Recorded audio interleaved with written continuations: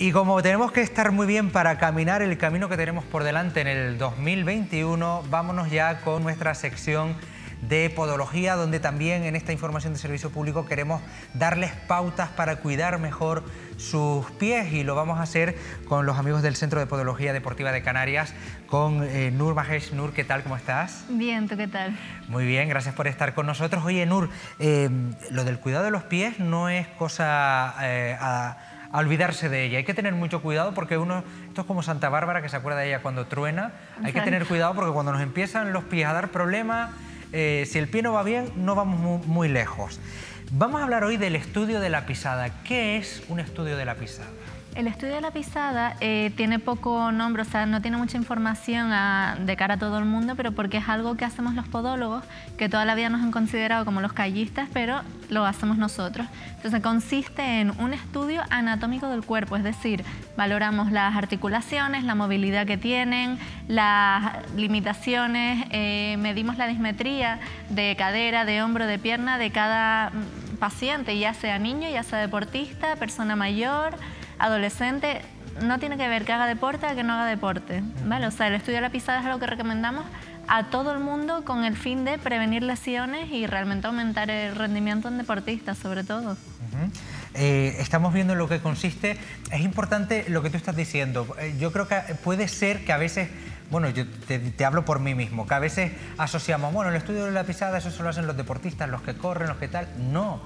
Es interesante que todos en algún momento nos hagamos un estudio de la pisada, ¿verdad? Claro, por ejemplo, si tienen síntomas de tipo molestias en rodillas, molestias en los pies, esa lumbalgia que pensamos que es de malas posturas o de algún calzado y que va y viene y que no le prestamos mucha atención, o tenemos niños que caminan con las rodillas hacia adentro, que se tropiezan al caminar, todo eso hay que hacerse un estudio de la pisada para valorar si hacer unas plantillas a medida o no.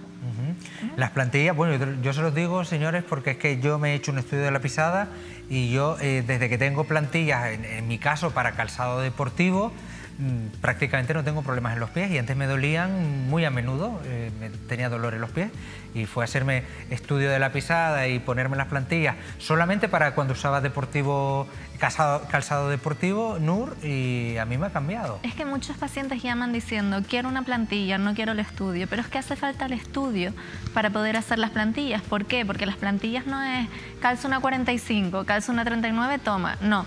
Cada plantilla se hace específicamente según la morfología de cada paciente, patologías que haya tenido y actividad deportiva o no deportiva que tenga. Entonces se eligen materiales acordes a cada paciente y para eso está el estudio. Bueno, vamos a irnos con otro asunto. Vamos a hablar de los hongos en las uñas, que también es algo que algún momento en la vida... a ver si soy yo el único que he tenido problemas en los pies, pero en algún momento en la vida también lo hemos tenido. ¿Qué son? ¿Cómo se tratan? Claro, los hongos en las uñas, sobre todo en Canarias, es muy común, pero más que nada porque se produce por humedad. Claro. ¿Vale? Entonces, tanto los deportistas como las personas que trabajan en el sector hostelero, todo eso, el calzado que tienen que llevar, militares, policías, etcétera, ¿no? Ese calzado de seguridad lo que provoca son daños en la uña y provoca que se desprenda, por lo cual cuando la uña está desprendida, ya sea por una esquina o a mayor rango, lo que entra es humedad, causando un hongo. Ahora, el hongo no es...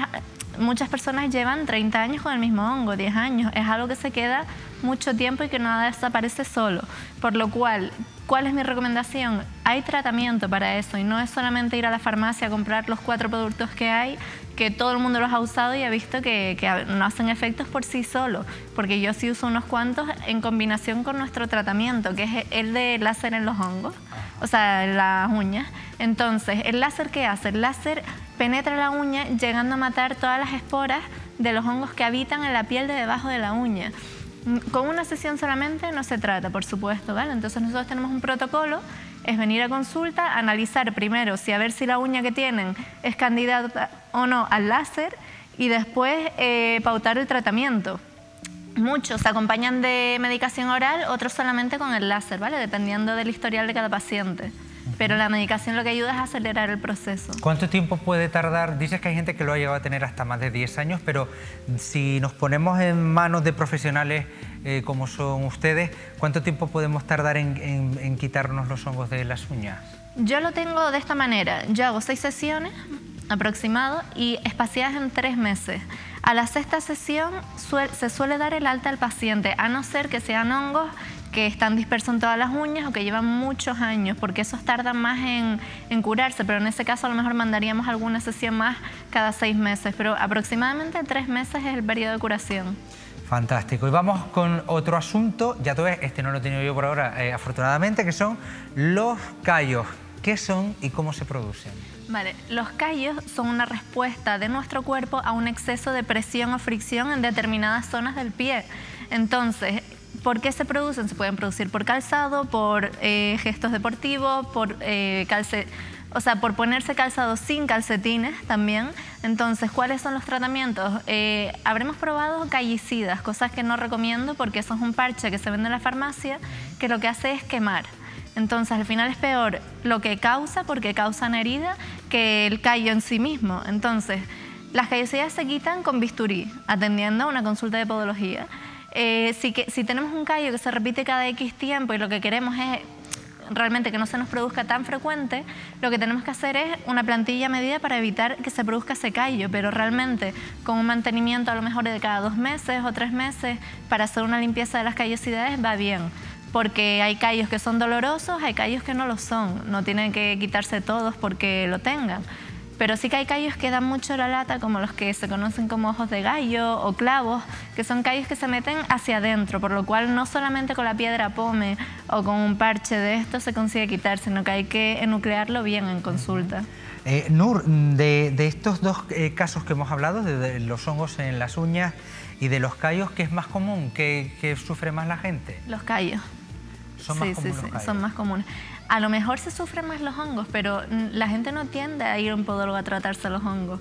Por lo cual, los callos sí es algo que sí o sí vas a un podólogo. Entonces es algo que nosotros vemos mucho, a pesar de que haya mucha población con hongos en Canarias sobre todo. Pero los callos es algo que 3 de cada 10 personas lo sufren. ¿En Canarias nos cuidamos bien los pies o somos un poco dejados? Depende de la zona de Tenerife.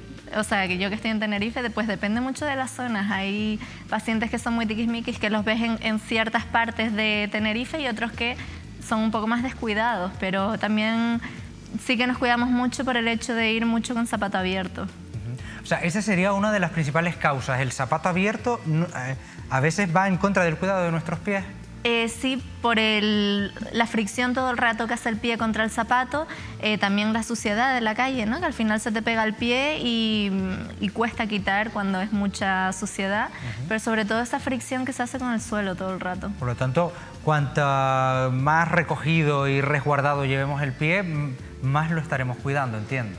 Sí, no, porque hay calzados que son muy duros que también provocan daño. Entonces es simplemente buscar un balance, pero sobre todo es, si tenemos callos que desde hace tiempo se nos están produciendo, tener un mantenimiento. Y luego el calzado, pues si quieren opiniones sobre calzados que cogerse, nosotros encantados las damos. Pero cualquier tipo de calzado va bien, depende del uso. No puedes caminar en cholas 10 kilómetros, por así decirlo, ¿no? Esto a veces, bueno, a ustedes les habrá pasado también, que se encuentra uno a personas que se va a hacer una ruta por Anaga o por donde sea y se ve a gente haciendo senderismo en cholas. Sí, se ve. ¿Eso qué puede significar? Vamos a mandar un mensaje a alguien que se le ocurre irse de 10 kilómetros en cholas. ¿Qué puede significar para los pies de esa persona hacer eso? Pues primero la amortiguación, ¿no? Porque una chola no tiene amortiguación ninguna y el hecho de que sea plano lo que hace es machacar mucho toda la musculatura intrínseca del pie y de las piernas, por lo cual que luego llegues a casa y tengas que tumbarte o que al día siguiente puedes tener esguinces porque el tobillo no está sujeto. Hay un rango enorme de patologías para eso. Que es un disparate, que eso a primera vista todos lo vemos, pero bueno. Sí.